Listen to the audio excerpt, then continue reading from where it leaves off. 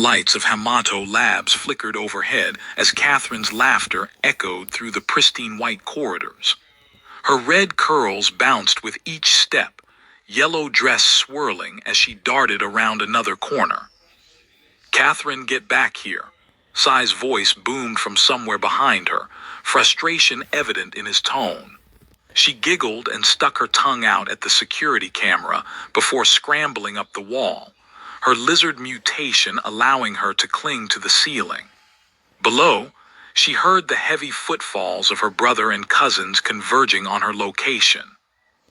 "This isn't funny anymore," Junior called out, his orange headwrap visible as he rounded the corner.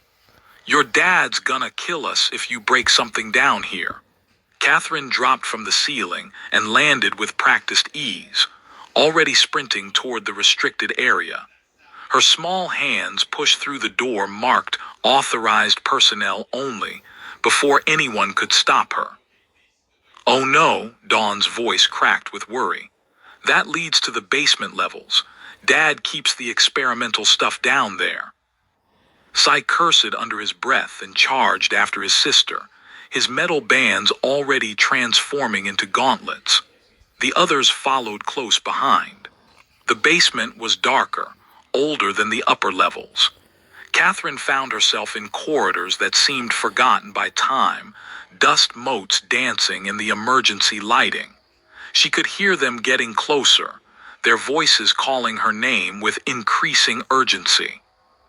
She spotted a vent cover hanging loose and squeezed inside before anyone could see. The metal shaft was tight but manageable for someone her size. She crawled through the darkness, following the sound of humming machinery. The vent opened into a massive room filled with strange equipment. Catherine dropped down onto a metal grating, her eyes widening at the sight. In the center stood a circular platform surrounded by what looked like giant rings covered in glowing symbols.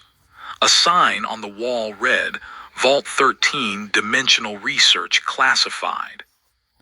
"Catherine," Sai's voice echoed from somewhere nearby. She heard footsteps on the stairs and panicked. They were coming from all directions. Leon's voice called from one entrance, Junior and Dahlia from another. She was cornered. In her desperation to escape, Catherine backed onto the platform. Her hand brushed against a console, and something lit up beneath her fingers. The rings began to spin, faster and faster, creating a sound like reality itself was tearing apart. "Catherine, don't move," Dawn shouted, bursting through a doorway. But it was too late. The platform beneath her feet dissolved into light. She screamed as gravity vanished. Sai didn't hesitate. He launched himself toward his sister, grabbing her around the waist just as the portal opened fully. The others, too close to stop, tumbled in after them.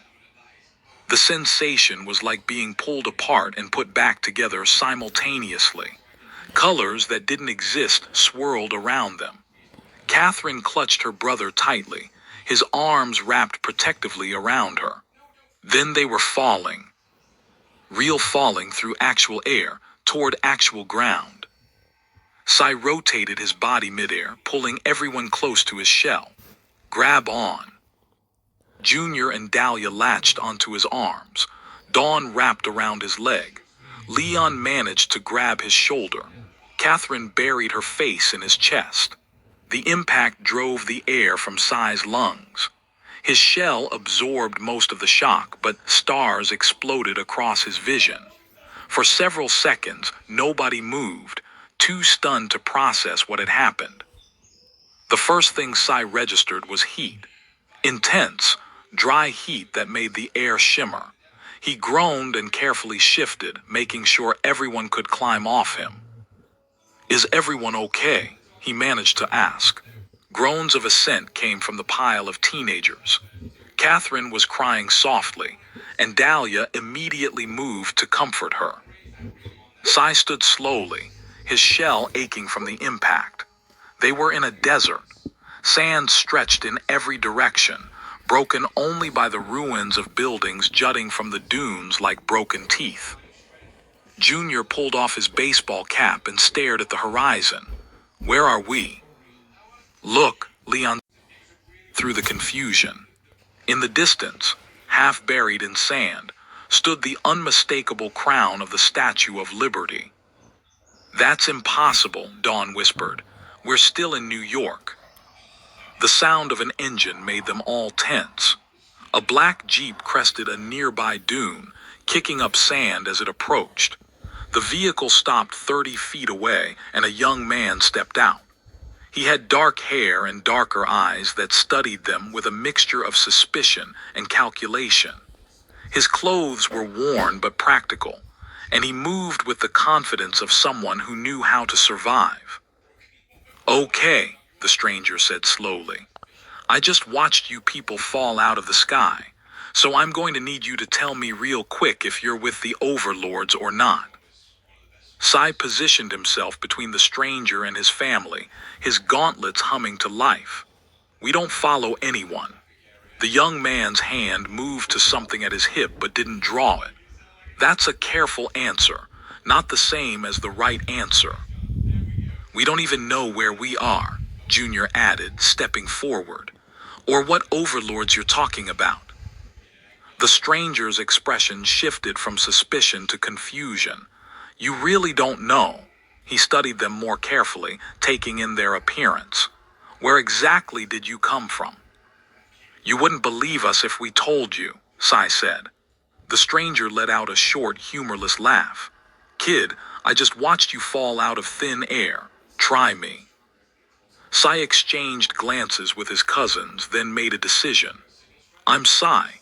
This is Mike, Dahlia, Dawn, Leon, and my sister Catherine. We were in a lab, there was an accident, and now we're here. The stranger was quiet for a long moment, his eyes lingering on each of them. Finally, he seemed to reach a decision. Name's Cecil Jones, he said, and you picked a hell of a place to land. Being out in the open like this is dangerous. I've got a camp about 20 miles from here. If you want to survive the next few hours, I suggest you come with me.